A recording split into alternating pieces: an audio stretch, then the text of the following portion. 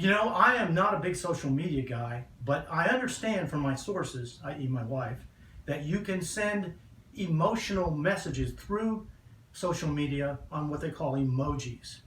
And these are essentially non-verbal messages. You send a verbal message, a series of words, and then you send something with them in order to communicate what you mean, to clarify. Well, you're using non-verbal communication when you do that. And that's a very natural thing. And the reason that that's so natural is that 75% of the meaning, according to your textbook, comes from the nonverbal.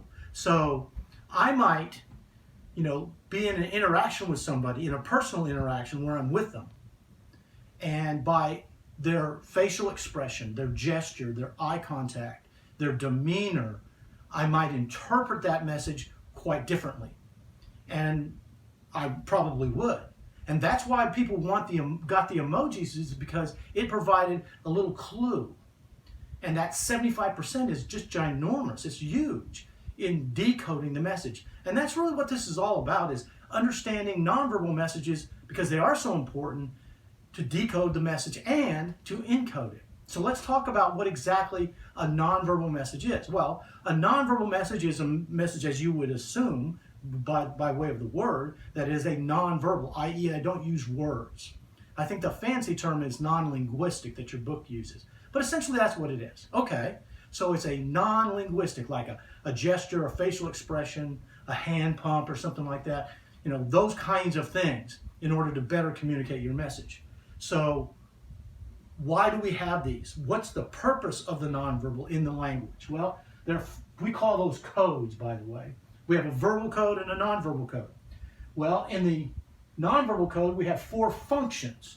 And the first function is what we call emphasis. This. I remember when I was a younger dad, before I became a grandpa, I would watch my sons play soccer, and they'd make a great play, and I'd pump my fist to emphasize how proud I was of, some great play that they made. So that's what emphasis is. Repeat. That simply means to say it again. Maybe by, again, any number of gestures. I might say, thank you so much, and give a big smile. So I'm repeating the essence of the verbal message by some non-verbal thing that I might do. Contradict. I might be in a situation where I can't say exactly what I mean verbally, but I want to indicate that I don't really mean the words. What? Teenagers. Oh, for example, if I'm talking to a teenager and they roll their eyes at me while they say yes, I'll be glad to do that. What they're telling you is, yes, they'll do it, but they don't like it much. And so that's a good idea. That's a good way of looking at that. Okay, and then we have regulate. Now, regulate's a little tricky. It sounds, complicated, but it's really not. It's like, who gets to talk? That's really what it is. So in a classroom situation, for example, if a face-to-face classroom situation, then if I want to speak, if I'm a student, I raise my hand. That's a regulator. I say, can I ask a question? And that's what we call a regulator. So these are the 4 functions of communication, of nonverbal communication.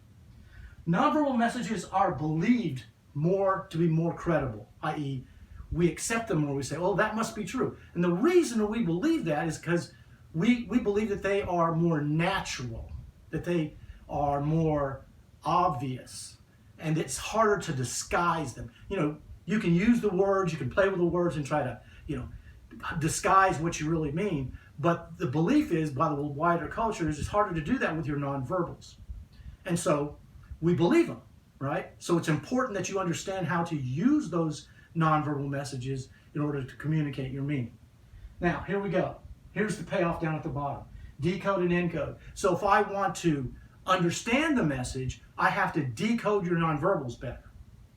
And so when that teenager rolls their eyes at me, that just simply means, compliance at best. Maybe not even compliance. So I have to decode that and try to then maybe perhaps send a different message to communicate my seriousness as a parent. And then, of course, there's the encode process. Now, it's kind of awkward to say, okay, at this particular juncture in the speech, I'm going to pump my right fist. that's probably not a good way to do it. But to make it look natural and believable, and especially, if you're in a public speaking situation where you're going to be, in front of an audience, people are going to pick up on your nonverbals, speed, anxiety. I heard a lady speak yesterday who was just so anxious. I thought she was going to, die up there giving that speech. It was just terrible. I felt bad for her.